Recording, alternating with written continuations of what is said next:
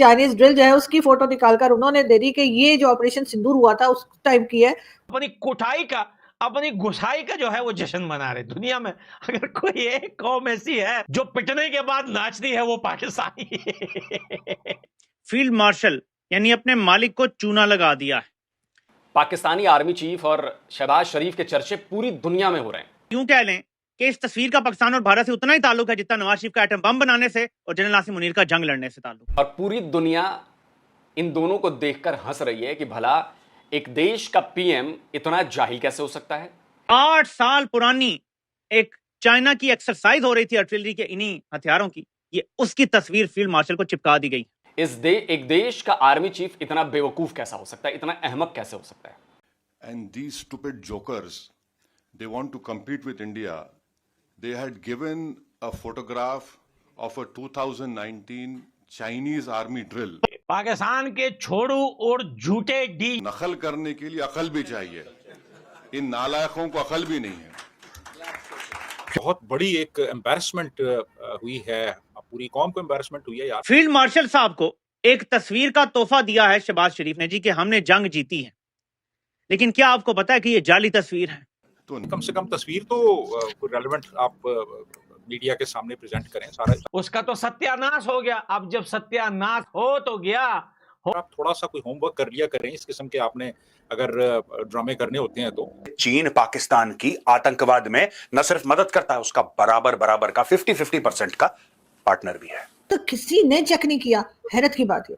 किसी ने जहालत दिख रही है। सारी दुनिया देख रही है कि वो चाइनीज ड्रिल की वो तस्वीर है, और वो तो बल्कि अब आइडेंटिफाई हो के सोशल मीडिया पे बहुत सी साइट्स पे आपको नजर आएगी।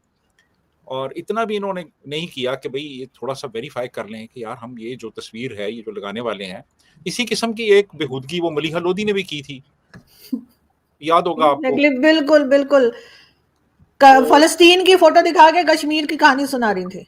एग्जैक्टली तो वो भी इसी किस्म की, हालांकि यूनाइटेड नेशंस में तुम अब क्या दिखा रही हो, अच्छी खासी वो उसको पढ़ा लिखा समझा जाता है उस खातून को। वैसे तो वो एस्टेब्लिशमेंट की टाउट है, सॉरी मैं ये लफ्ज़ इस्तेमाल कर रहा हूँ, लेकिन ये लोग जो हैं ये बिल्कुल कोई वो अपने तौर पे तैयारी नहीं करते, कोई मेहनत नहीं करते, कोई होमवर्क नहीं करते, बस जो तस्वीर मिली जी बस ले आओ यार ये तस्वीर ले आओ, बस जो भी है वेरीफाई कर लो कि वो कहाँ की तस्वीर है, कब की तस्वीर है।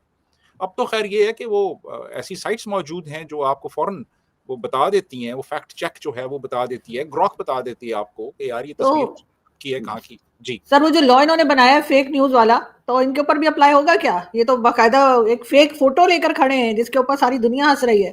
अब यही कानून जो है, क्या ये तो फिर प्राइम मिनिस्टर हाउस में भी लग जाना चाहिए?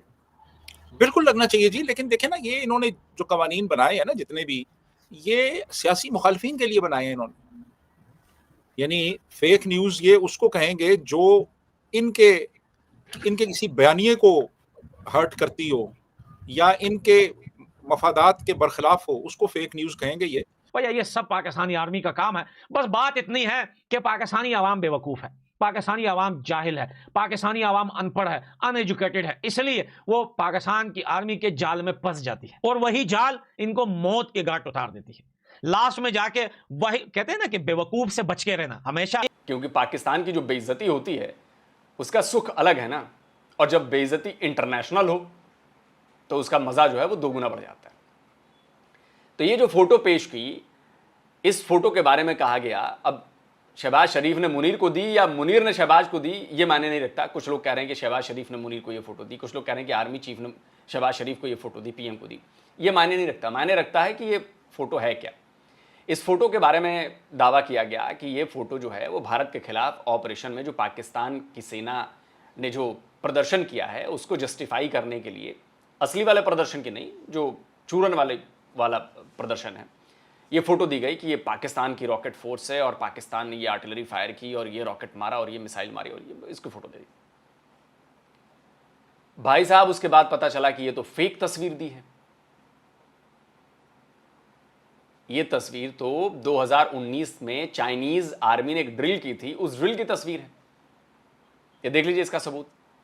लेकिन बेसिस जो है इनके जो तबाह हुए हैं उसकी एक सिंगल तस्वीर नहीं आ रही। वहां पे रिस्ट्रिक्ट एरिया पूरा जो है वो क्या बोलते हैं रस्सियां बांध दी है कि भाई यहां से कोई क्रॉस नहीं करेगा। खुद पाकिस्तान के लोग बता रहे हैं, आप ट्विटर पे जाके देखिए कि जहां जहां बेसिस है उनके 1-2 किलोमीटर तक उन्होंने रस्सियां बांधी और डू नॉट क्रॉस, यहां से कोई आगे नहीं आएगा तो सीधा शूट किया जाएगा, क्योंकि वहां पे कंस्ट्रक्शन का काम चल रहा है। जो खराबियां हुई है उसको बना रहे हैं, यानी कि जख्म पे बर्नोल लगा रहे हैं। अब बर्नोल लगाएंगे तो भैया सूजन कम होने के लिए कम से कम 5 साल पाकिस्तान को लगेंगे। और अब इस बार पाकिस्तान सीख भी गया है। अब पाकिस्तान पहले से अपने सारे एयर बेसिस जो है वहां की वीडियो निकालेगा, जब वार की बात होगी, दोबारा डिस्ट्रॉय होगा भारत के हाथों से, तो फिर वो उसी टाइम वही पुरानी वीडियोस चला के बोलेंगे भैया यहां पे कुछ नहीं हुआ। लेकिन भारत ने तो भाई आदमपुर के बेस की जो इन लोगों को क्लेम कर रहे थे, उन्होंने कल भाई सीधा प्राइम मिनिस्टर श्री नरेंद्र मोदी जी वहां पे जाकर उन्होंने अपने पीछे S-400 को खड़ा करके पूरी दुनिया को बता दिया कि भैया ये नंगे, ये भिखारी, ये झूठे मकार खबीस है। यहां पे देखो ना बेस की तबाही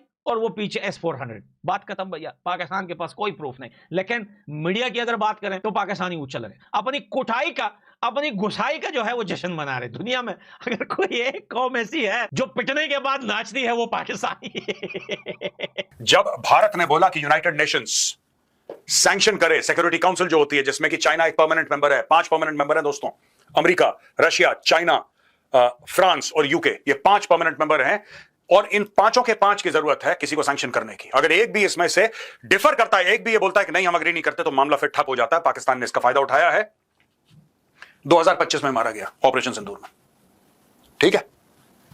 अब्दुल रऊफ अजहर, ये जिसके पीछे वो पाकिस्तानी फौजी खड़े थे, ये जर्नल वर्नल कर्नल इनके जो भी थे पाकिस्तानी फौज के, जो कह रहे थे कि पता नहीं क्या हो गया, हमारा कायदे आजम मर गया, जिन्ना टाइप का कोई, जो छातियां पीट रहे थे, वो ये। जब भारत ने बोला यूनाइटेड नेशन सिक्योरिटी काउंसिल को कि भैया इसके ऊपर आप सैंक्शन करो, तो ब्लॉक कर दिया। दूसरा, साजिद मीर 26/11 के अटैक में ये शामिल था, प्लानिंग में, फाइनेंसिंग में, डायरेक्शन में। Pakistan declared him dead. जब पाकिस्तान के ऊपर बहुत प्रेशर आया तो पाकिस्तान ने बोला मर गया ये, तो साजिद मीर है ही नहीं, निपट गया ये। इनको ऐसा लगा कि झूठ बोल के प्रेशर कम हो जाएगा, बाद में पाकिस्तान ने माना नहीं, जिंदा है ये, तो ये जिंदा है। तीसरा, अब्दुल रहमान मक्की, ये भी खत्म हो गया 2024 में। नायब अमीर था ये एलईटी का। नंबर 2 लश्कर तैयबा का, इसका भी चाइना ने ब्लॉक कर दिया जब भारत ने रिक्वेस्ट करी यूएस सैंक्शंस, इसका भी ब्लॉक कर दिया लश्कर तैयबा। ये ताला सईद है, ये हाफिज सईद का बेटा है, इसकी देखो शक्ल, हाफिज सईद का बेटा है ये ताला सईद। ताला सईद को भी भारत ने बोला था कि इसके ऊपर यूनाइटेड नेशन सिक्योरिटी काउंसिल के सैंक्शन लगाओ, इसको भी बचा लिया। और शाहिद महमूद रहमतुल्लाह, डिप्टी चीफ ऑफ फलाह इंसानियत फाउंडेशन, एलईटी फ्रंट, इसको भी चाइना। अब देखो ना, आप बार बार देखो, चाइना का एक पैटर्न है। जब भी भारत कहता है यार ये बंदा है, भारत में इनोसेंट लोगों को मरवाता है, ये जो बेगुनाह हैं, निहत्थे लोग हैं, इनके ऊपर हमले करते हैं ये लोग, ये टेररिस्ट हैं। चाइना कहता नहीं, ये तो अच्छे लोग हैं, आपके पास क्या प्रूफ है, आपके पास सबूत क्या है, राइट? क्यों करता है? देखिए मैं आपको बताता हूं दोस्तों, सबसे बड़ा कारण यह आपको समझने, अब लोग कहेंगे भाई चाइना आखिर करेगा क्यों ऐसा?